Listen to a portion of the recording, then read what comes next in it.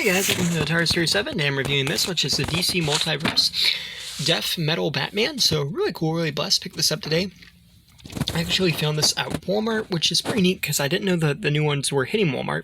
But this is kind of based on Batman from Death Metal, or Dark Knight Death Metal, I don't know. But yeah, we got a nice clear view of Batman in packaging. We got DC Multiverse written there. And then on the back we have the Death Metal logo, Dark Knight's Death Metal. And then we have Batman, Dark Knight's Death Metal.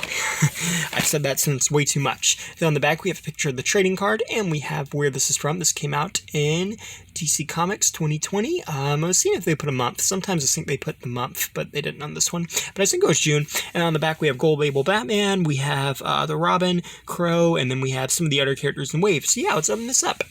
And something I want to show you guys that was kind of interesting is they actually use a twist tie on this one. I've never seen them use a twist tie, but be careful because it doesn't look like a twist tie, and if you try to pull this out of the packaging, it might break it. So, like all DC Multiverse figures, we get the standard base, and we also get the trading card, which as you can see is pretty cool. We got Batman on this little motorcycle there, and then we have a data file for this particular version of Batman and explaining what's happening.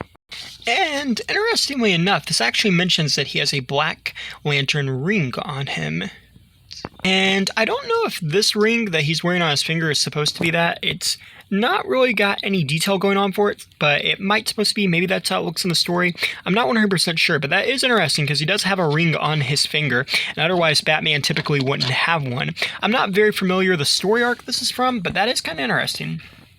But yeah, moving on, let's look at his details. His face looks pretty good. He's kind of got like a little bit of a beard there, kind of scruffy looking. Not really a beard, I guess more, I don't know, what would that be? Kind of like not an aftershave, I think 5 o'clock shadow, I don't know, something like that.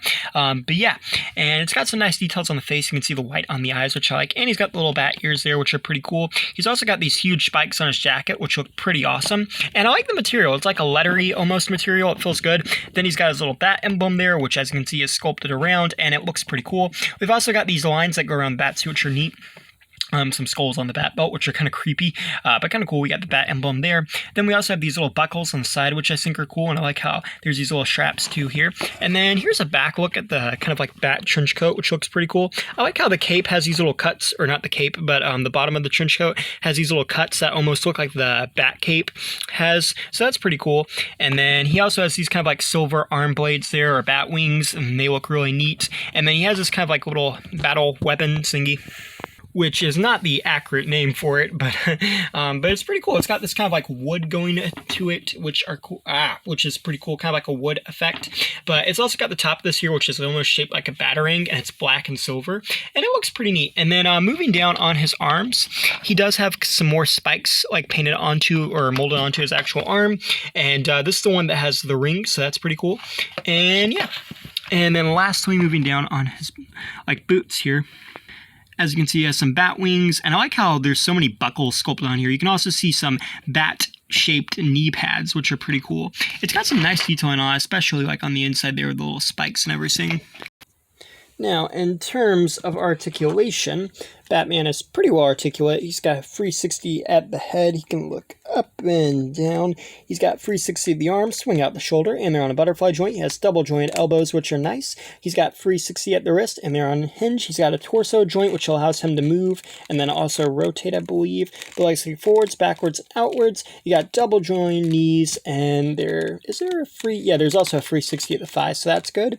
And the feet move up and down and go side to side, and they have toe articulation. I always like the toe articulation, so that's pretty cool. And yeah. So overall, I think this is a really cool version of Batman. It's not my favorite design for the character, but it is one of the most, like, modern, I think, appearances of Batman they've done in this series. Like, I think it's one of the newest Batmans we've gotten, based off, like, a newer comic. So I think that's pretty cool. And here's a comparison of the Batman Who Laughs. Just to kind of show you, I like how their kind of, like, costumes are kind of similar here. I mean, obviously, they're not, like, exactly the same, but just looking at all the buckles on this kind of Batman reminded me of this here. And yeah, overall, I think this is pretty good. good. I think they do scale well as well. And yeah, I just think this is a pretty cool Batman. I know we've been seeing a lot of Batmans, and that's obviously been a complaint for a lot of people in this community. But personally, honestly, I don't really mind it because, you know, it's not like Mattel where we're getting the same 6 Batman sculpts repainted like a bunch of times. They are actually giving us really unique versions of Batman and ones I don't think we've ever seen before in action figure form. So that's pretty cool. And yeah, thanks for watching. Please rate, like, and subscribe.